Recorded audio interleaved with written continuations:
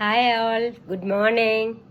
இன்றைக்கி என்ன விசேஷம் தெரியுமா? இன்றைக்கி சங்கடஹர சதுர்த்தி. சங்கடஹர சதுர்த்திக்கு யூ கேன் கீப் சம் விரதமோட இம்பார்ட்டன்ஸ் என்ன? There is a scientific reason also there in all the fastings. அதனால தான் நம்ம முன்னோர்கள் ஃபாஸ்டிங் மேலே அவ்வளோ கான்சென்ட்ரேட் பண்ணியிருந்தாங்க. அப்போல்லாம் உணவே மருந்தாக இருந்து ஃபிசிக்கல் எக்ஸசைசஸோட அவங்க நல்லா நிறைய நாள் நல்லா விதவுட் எனி டிசீசஸ் இருந்தாங்க.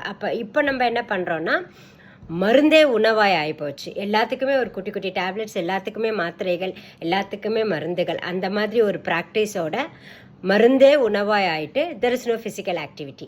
ஸோ ஃபிசிக்கல் ஆக்டிவிட்டி இல்லைனாலும் கஷ்டம்.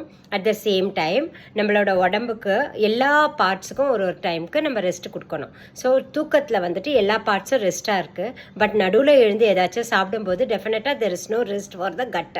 அதர்வைஸ் ஆல்சோ நைட்டு சாப்பிட்றது செரிமானம் பண்ணுறதுக்காக நைட் எல்லாம் நம்ம கட் ஒர்க் பண்ணாதான் மார்னிங் நம்மளுக்கு ஃப்ரீயாக நேச்சுரல் கால்ஸ் அட்டென்ட் பண்ண முடியும். So all these things are matters. அதனால தான் அந்த காலத்தில் நம்ம முன்னோர்கள் ஃபாஸ்டிங்கை பற்றி ரொம்ப எம்ஃபசைஸ் பண்ணியிருந்தாங்க.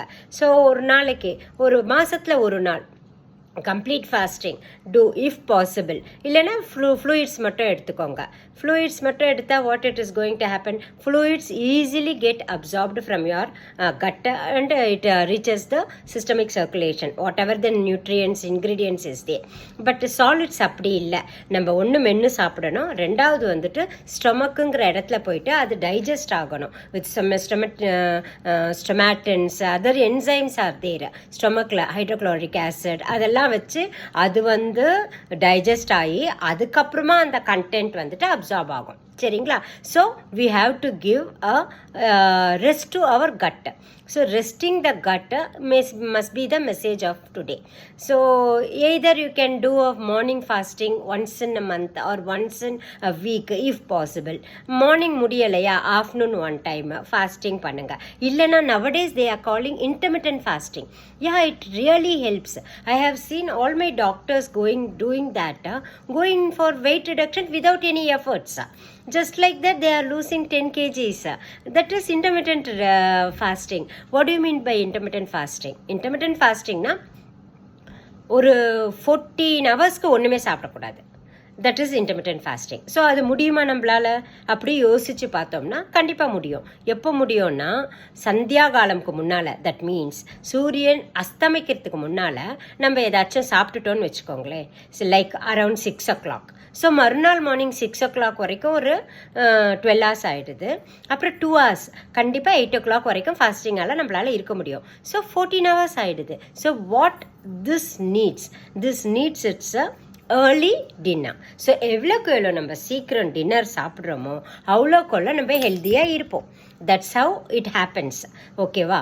ஸோ நம்ம என்ன பண்ணலாம்? ஸோ அதுக்கு there is a 16 hours fasting with 8 hours of window பீரியட்னு சொல்கிறாங்க. 16 hours ஃபாஸ்டிங் நம்மளால் முடியுமான்னு தெரியாது.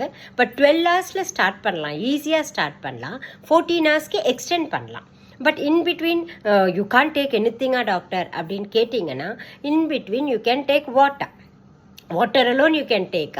அப்படி இருக்கும்போது டயபெட்டிக் பேஷண்ட் என்ன பண்ணுறது, எங்களுக்கு பசிச்சா என்ன பண்ணுறது, அப்படி நிறைய கேள்விகள் இருக்குது. ஸோ உங்கள் உடம்பை பொறுத்து உங்களுக்கு ஹைப்போகிளைசிமிக் அட்டாக்ஸ் வராமல் உங்களால் என்ன பண்ண முடியுமோ அதை பண்ணிக்கலாம். ஸோ இதனால் என்ன நடக்குது தெரியுங்களா? ஆக்சுவலி நம்ம சாப்பிட்றதுனால வர குளுக்கோஸ் என்ன பண்ணுது, நம்மள உடம்புல ஃபேட்டாக மாறுது. ஆனால் நம்ம இன்டர்மிட்டன்ட் ஃபாஸ்டிங் இருக்கும்போது என்ன ஆகுதுன்னா, நம்ம stored fat it is burnt. So the fat metabolism taking into action and that gives the energy. So நம்மளுக்கு தேவையான எனர்ஜியை ஃபேட் எக்ஸ்ட்ரா இருக்கிற ஃபேட் கன்வெர்ட் ஆகிட்டு நம்மளுக்கு எனர்ஜியை கொடுத்துடுது. So we are not going to fast more than that.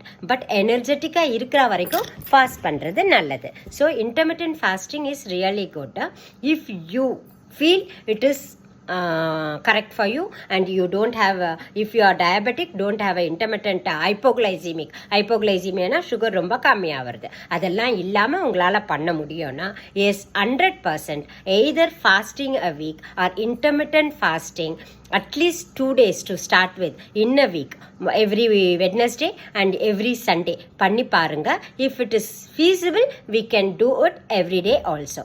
Thank you. Bye.